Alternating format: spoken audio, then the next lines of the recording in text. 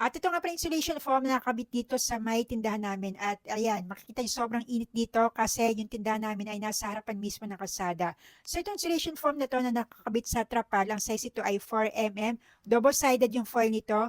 While ito namang nasa kisame, ang size ito ay 5 mm. Double foil din ito. Ito ay kinabit ko yung nasa kisame, January 2025. So more than 1 year nang nakakabit itong insulation foam dito. Samantalang ito namang nasa trapal, kinabit ko yan December 2025.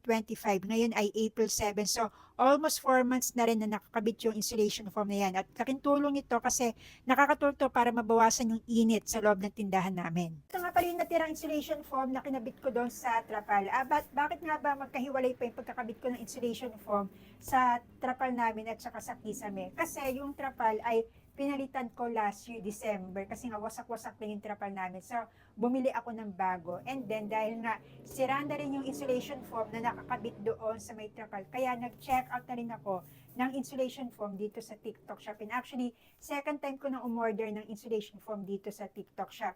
At sa totoo lang po, itong tinitirahan namin, itong bahay namin, ayan lang yung palengke, sa kabila lang.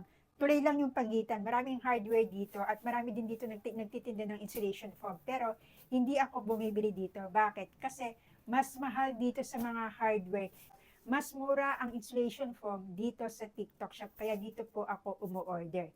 Ito nga po yung natirang insulation foam. Ang size po nito yan ay 4 mm. Ayan po siya. Ganyan po siya kanipis. At double foil po ito. And tatlo ang sizes ng insulation foam. Merong 4, 5, 10 mm. Dalawang klase, merong single at double foil. At ito nga po, double foil ang aking in-order. At kahit po manipis lang ang insulation foam, basta po double foil, mas nakakatulong po yun dahil hindi tumatagos yung init sa loob. Tapos ito yung kinabit ko sa may trapal, manipis lang. Kasi po kapag ka-roll na kasi yung trapal, mas mahirap siyang i-roll kapag makapal po yung insulation foam. Kaya po ang pinili ko ay manipis lang. Pero kahit po manipis, dito ko po nakita na kahit hindi po tumatagos yung init sa loob. Sa totoo lang po. Kaya po kumbaga wala siya talaga sa kapal. Ang mahalaga po ay mas maganda po at marirekomenda ko sa inyo na double foil po ang orderin nyo. Sa halip na single foil. Total naman, pang matagalan naman yung gamit. Kaya mas maganda pa rin po na double foil po ang gamitin nyo. At total naman, mas mura po ang insulation foam dito sa TikTok Shop. At yung nasa kisame po namin, ang size naman nun ay mas makapal. 5 mm naman po ang size nun.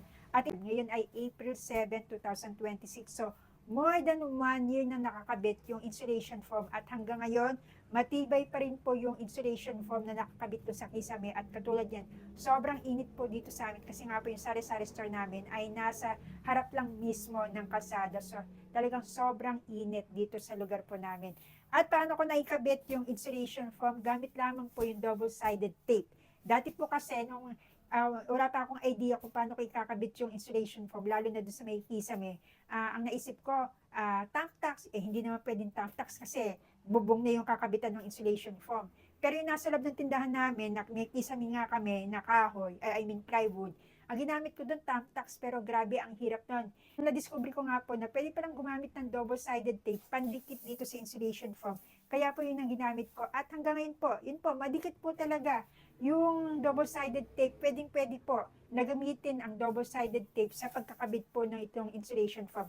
At yun po yung ginamit ko doon sa may kisame at pati na rin po doon sa may trapal namin. At ilalagay ko na po dito sa video ko yung double-sided tape na in-order ko po dito sa TikTok Shop. So, ayan po, kaya po yan, sobrang init na po ngayon. Huwag po natin tiisin yung init. Maglagay na po tayo ng insulation foam. At ito po, nakakatulong po ito para po mabawasan yung init sa loob ng tindahan or sa loob ng bahay nyo. At ito po yun, insulation foam. Murang-mura lamang po ito dito sa TikTok Shop. Kaya ano pa po hinihintay nyo, mag-check out na po kayo at i-click ang yellow basket.